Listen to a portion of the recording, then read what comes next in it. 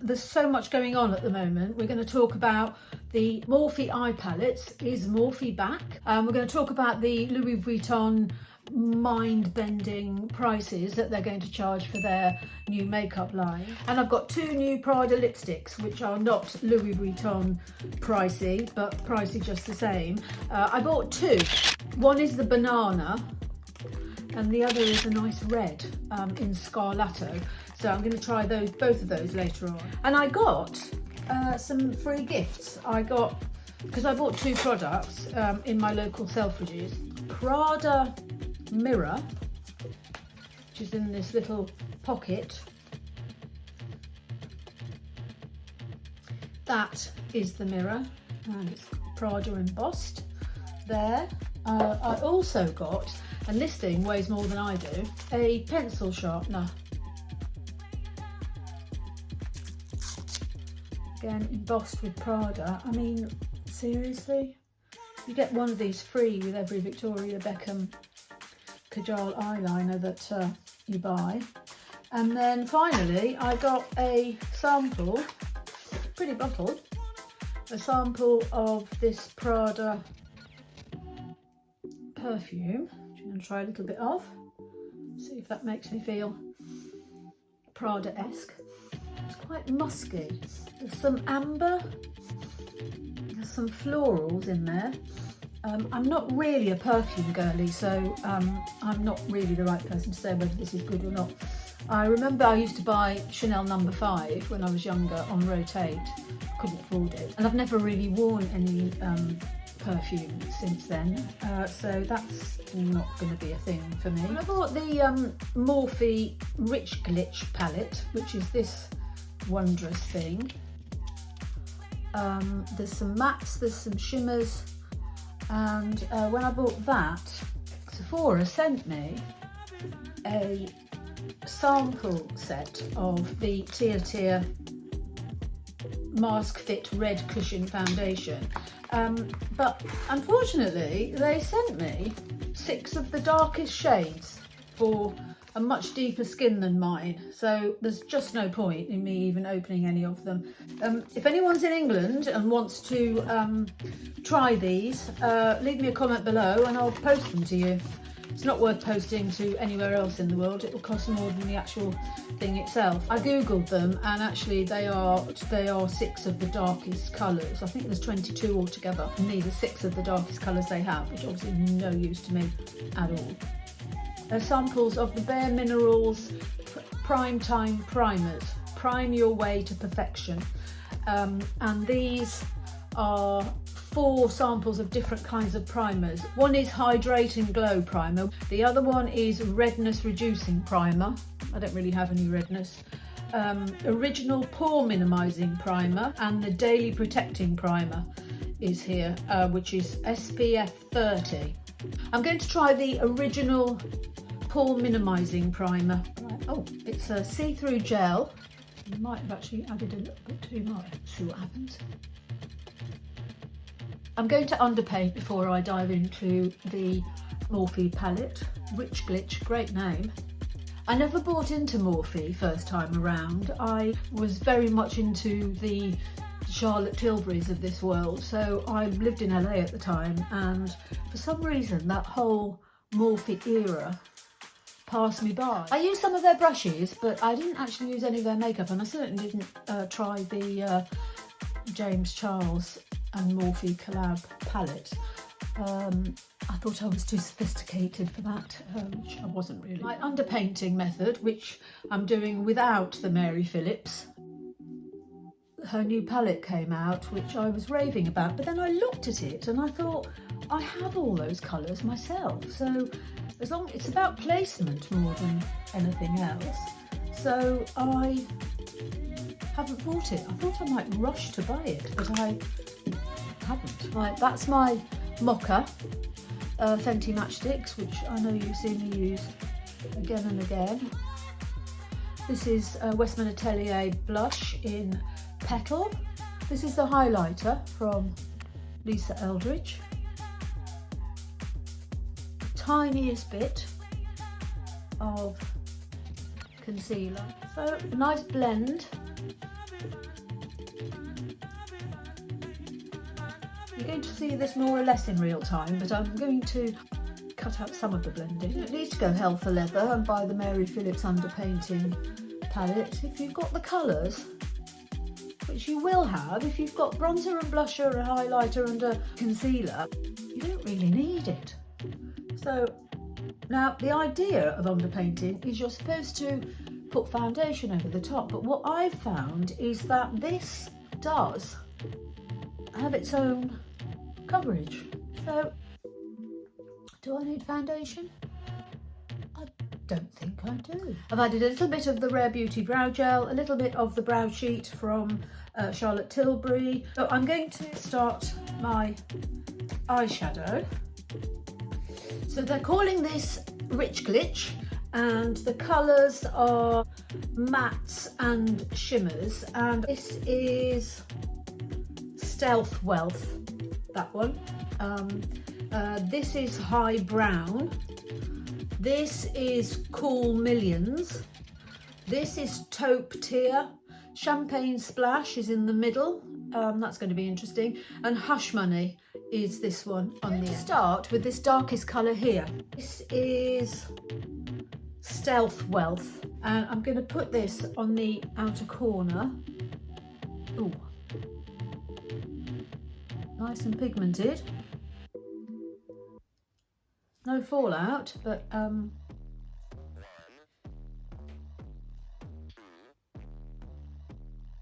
just to blend this darker shadow, I'm going to use Taupe here and just see if just on the outer edge,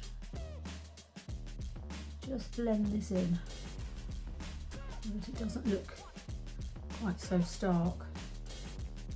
I don't usually start with my darker colour, but and I don't usually have a matte on the outside. I usually like a satin, but I think this is going to work. There we go. And I'm going to take the taupe just a little bit higher than the crease, because hopefully that will then help me blend in everything else.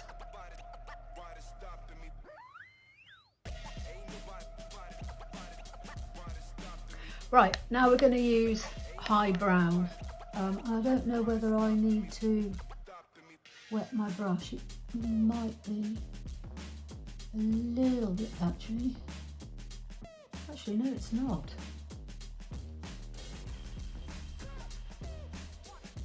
I'm going to blend that into Stealth Wealth. Give me a nice gradient. That's really nice, actually. That really does blend with all the other eyeshadows. I'm going to use Cool Millions, and then finally I'm going to use Champagne Splash in the inner corner. Oh, that's gorgeous.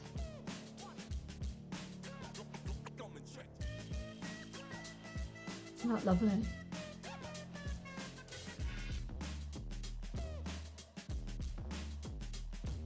Champagne Splash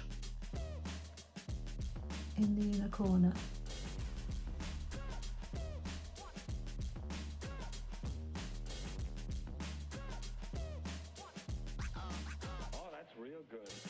Isn't that cute?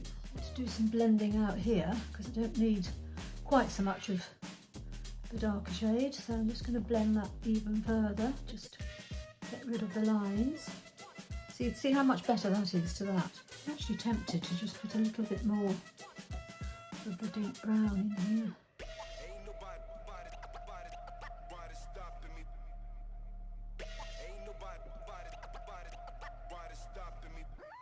Taupe colour underneath, just to show willing. I'm not using any more concealer under my eyes because my eyes are so out there. I'm trying to keep the rest of my makeup quite simple, but I am going to add a little bit of powder. I normally use the Huda Beauty, but I'm thinking about what she's been saying on social media, and I know she said that she was misquoted, but makeup's makeup and politics is politics, but seriously. So I'm going to use, so instead I'm using my kimchi that white powder. I'm just going to add a little bit of that. And then I'm just going to add some mascara and I'll be right back. Right, eyelashes done, and I've tight lined with a little bit of Lisa Eldridge Night Forest pencil, and I just put a little bit on the corner of the outside just to extend my eye. The Lisa Eldridge blends beautifully. It just helps to give a bit of depth to the outer eye. Mascara wise, I've gone back to my Bad Gal Bang. I give myself a break to try other mascaras, but I always end up buying this again. So my Prada lipsticks, let's talk about Prada. Let's talk about the price points. So this is very expensive, at £40 per lipstick. And I wanted to try the balm, but I also wanted to sample what an actual lipstick would look and feel like. So I went for a red, because of course my favourite colour is red. I am going to try both of them today and just show you what they look like. But that's basically the lipstick, that's the red. They're refillable apparently. So let's do the banana first. Now, I loved this in the store. I didn't want to buy it because I didn't want to spend that kind of money on a lip balm. I do like it actually, I do like it a lot. I'm going to add some blush because I need it, and my favourite combination at the moment is a little bit more of the Westman Atelier Petal. Then the Maybelline Matte Blush in Spicy Red. This is very much a do not use too much because you'll never get it off your face. So I normally put 2 blobs on the back of my hand and tap it into my cheeks. This is a shimmery blush in 05 Blazing Blush, and I tend to put a little bit on the top, which will bring out the Lisa Eldridge. So there we go, that's the first look. Now we're going to try this. But first, before we do, should we talk about Louis Vuitton? What on earth is going on? Now, we know that Louis Vuitton wants to be very exclusive. I once went to a Louis Vuitton on Rodeo Drive when I lived in Los Angeles, and I wanted to buy a Speedy. So I walked in and the woman kind of looked at me. I wasn't dressed up, but I wasn't dressed down either. But she sort of looked at me and she said, I don't know if we've got any in stock. I sort of tried to sort of melt her frostiness, and I walked around having a look at various other bits and pieces.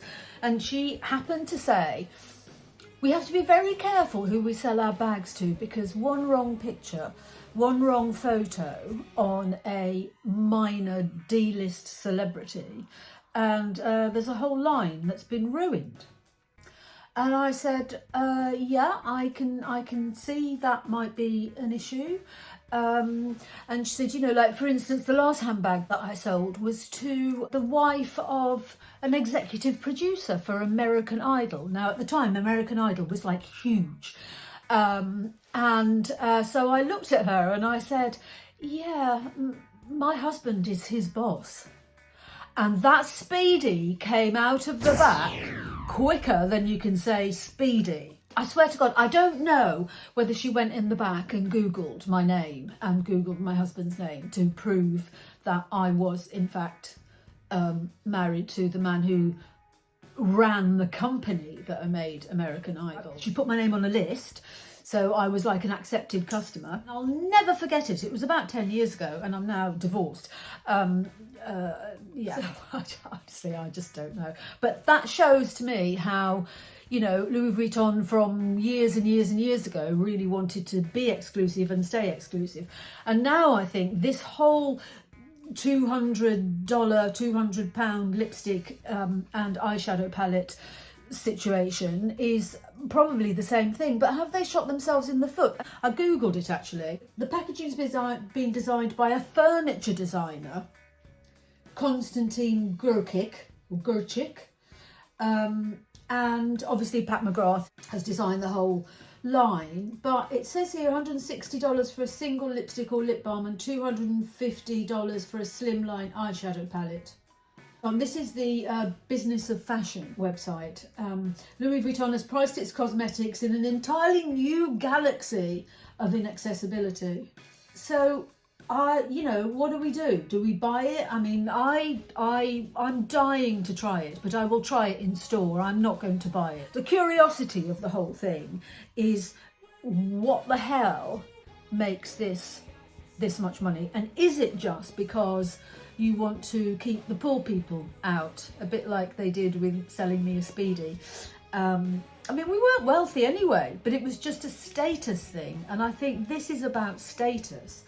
It says here, when Hermès, perhaps the ultimate luxury brand until now, debuted its lipstick line in 2022, its price tag of $81 was enough to make waves. Proving to customers that a lipstick or even a lip balm is worth well over $100 may be a tough sell, you don't say. But its best pitch might be that even at $160, its lipstick is still affordable compared with the rest of Louis Vuitton's offerings. Between 2017 and 2022, Louis Vuitton nearly doubled the price of its popular Never Full to more than $2,000. The brand has also been releasing bags at even higher price points as it positions itself as a seller of $4,000 leather handbags to the wealthy rather than the $750 canvas totes for the middle class. For now, it will be sold on Louis Vuitton's e-commerce site and select stores, but to make real money in beauty, specialty retailers like Sephora and Ulta Beauty are needed. Louis Vuitton has an inn at Sephora. It's also owned by LVMH, but it will be a tough sell even to relatively affluent Sephora customers. Louis Vuitton may be underestimating customers' backlash to high prices. Beauty is undergoing a value-driven renaissance where shoppers of all income levels are more closely scrutinising cosmetics, their claims and their price tags. Even low-priced brands like Elf Beauty and mid-market lines like Rhode and Summer Fridays have to demonstrate their quality and uniqueness. So, you know, in the world of Jeff Bezos' wedding in Venice, is this going to work? I sense this is going to be a seismic moment in cosmetics, and the worry is that if this works, it will encourage brands like Hermès, Tom Ford to raise their prices even more, because they'll kind of think, oh my god, these people are actually paying these prices, so why don't we charge more than we do already? So yeah, anyway, as promised, here we go. I think this is probably the most expensive lipstick I've ever bought in my life, and the unique sort of shape of the bullet actually does make you, didn't have to use a pencil, because you can use one of these edges as a pencil and get a really sharp outline. So that's cool. And there you go. So Morphe's back. Louis Vuitton wants all your money. Prada lipsticks, probably worth it. Business as usual. Do like and subscribe. I upload videos every week. It'd be nice to see some of you. Don't forget, if anybody in the UK wants the samples of the Tier foundation, leave me a comment below and I will gladly mail it to you. Anyway, in the meantime,